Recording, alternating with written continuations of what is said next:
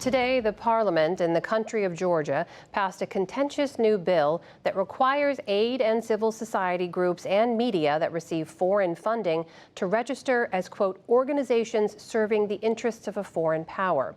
Georgia is a country of 3.6 million people between Russia and Turkey on the Black Sea. Critics dubbed the bill the Russia Law and say it could increase Russian influence and block Georgia's integration into the West. Here's Nick Schifrin with more. They filled the streets of the capital Tbilisi by the tens of thousands. Mostly young Georgians who hope the West is their future and their shield against authorities pushing the new law and pushing back on demonstrators' dreams. Police have kicked, beaten, surrounded, and arrested dozens of protesters, including 2 Americans.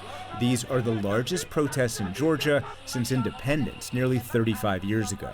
The consequences of this law will be very, very bad for Georgia, for the civil society of Georgia, for the opposition of the Georgia. Anna Titslidze is a Georgian parliamentarian and member of the opposition United National Movement. When she protested, she ended up in the back of an ambulance, beaten by police. I was injured when I tried to help the young girl. I was beaten and I was hospitalized. We are very, very angry, and I don't scared. I'm angry. The ruling Georgian Dream Party has pushed through the law that designates organizations with more than 20% foreign financing as, quote, foreign influence agents. The party's chairman, former Prime Minister Badina Ivanishvili, argues the bill increases transparency and fights foreign meddling. The financing of NGOs, which portrays itself as assistance, is in reality strengthening intelligence agencies and helping bring them to power. This money has nothing to do with assistance. Their only aim is the loss of Georgian sovereignty. But the bill's critics call it a Trojan horse that echoes Russia's 2012 foreign agent law, which the Kremlin used to crack down on criticism and even detain American journalists, despite initially claiming it, too, was designed to tackle foreign meddling. Today in Georgia's parliament, the 2 sides tussled before the final vote. Anna Titslidze tried to keep the peace, even if she says the bill wages war on Georgia's civil society. If you compare the text of Ivanishvili's law and the Putin's Russian law, you can see that they are very similar. And this bill gives possibility government to monitoring to NGOs, to close them if he decided to arrest the civil activists. We already see consequences. We have politicians who are beaten by the special forces of Ivanishvili. More than 20 years ago, Georgia was the first ex-Soviet republic to launch a pro-democracy revolution. In 2008, Russian troops invaded and have occupied 20% of Georgia ever since. Georgian Dream won elections in 2012, financed by Ivanishvili's billions, which were made in post-Soviet Russia. Now more than ever, there is so much at stake here. Tinatin Japaridze is an analyst for Eurasia Group. She says Georgian Dream's motivation to stay in power past upcoming elections has led it to align with Moscow.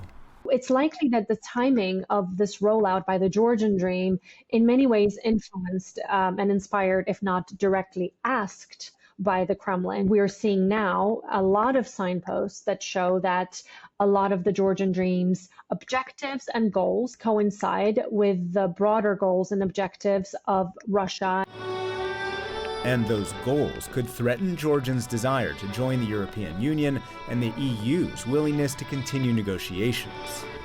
It could also lead to U.S. sanctions and the end of U.S. military and economic aid. Assistant Secretary of State for Europe and Eurasia Jim O'Brien warned today in Tbilisi. If the law goes forward out of conformity with EU norms, and there's undermining of democracy here, and there's violence against peaceful protesters,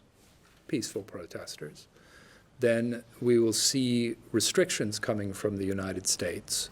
Those tend to be financial and or travel restrictions on the individuals responsible for those actions and their families. Do you want the United States to do more? And the United States also, I think, must issue sanctions against the Ivanishvili, against the Ivanishvili's family members, against the Georgian Dream leaders, against the members of the parliament from the Georgian Dream who voted for this Russian law, and against the special forces leaders of the Ivanishvili who beat the young people in the streets of Tbilisi.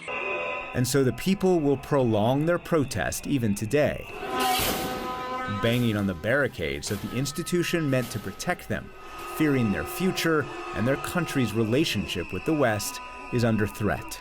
For the PBS NewsHour, I'm Nick Schifrin.